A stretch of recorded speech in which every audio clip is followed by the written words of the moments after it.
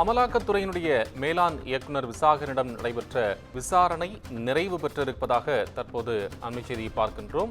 சுமார் 5 மணி நேரத்திற்கு மேலாக இந்த விசாரணை நடைபெற்று வந்து கொண்டிருக்கிறது.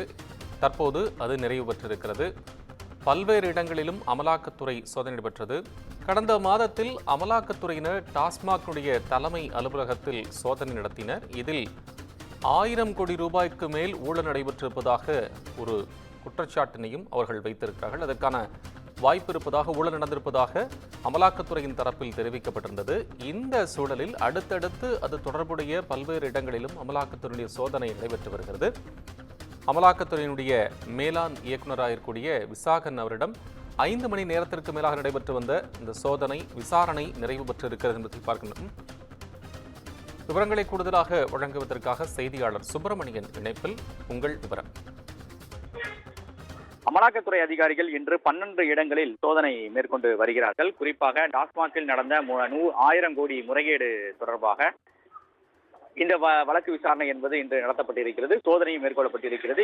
இந்த சோதனையின் போது டாஸ்மாகுடைய நிர்வாக மேலாண் இயக்குனர் விசாகனிடம் அமலாக்கத்துறை அதிகாரிகள் 5 மணி நேரம் விசாரணை நடத்தியிருக்கிறார்கள். அவரது வீட்டிலிருந்து விசாரணைக்காக சென்னை நுங்கம்பாக்கத்தில் இருக்கக்கூடிய அமலாக்கத்துறை அலுவலகத்திற்கு இன்று மாலை விசாரணைக்காக அழைத்து வந்தார்கள்.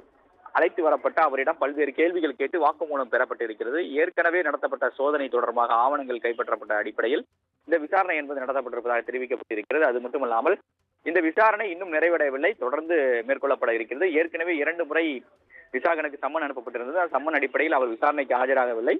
தற்போது இந்த சோதனையின் போதே அவருக்கு 3வதாக சம்மன் கொடுக்கப்பட்டு விசாரணைக்காக அமலாக்கத்துறை அலுவலகத்துக்கு அழைத்து வந்து விசாரணை என்பது நடத்தப்பட்டிருக்கிறது.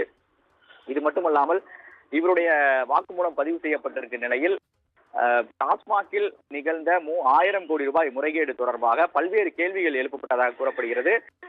அதில் வரக்கூடிய கமிஷனில் யாருக்கெல்லாம் பங்கு இருக்கிறது என்ற கோணங்களில் விசாரணை தீவிரப்படுத்தப்பட்டதாக தெரிய வந்திருக்கிறது. அவருடைய வங்கி கணக்குகள் முழுமையாக ஆய்வு செய்யப்பட்டிருக்கிறது. அவருடைய பண பரிவர்த்தனை தொடர்பான விசாரணையும் நடத்தப்பட்டதாக அமலாக்கத்துறை தரப்பில் சொல்லப்படுகிறது. விவரங்களுக்கு நன்றி சுப்பிரமணியன்.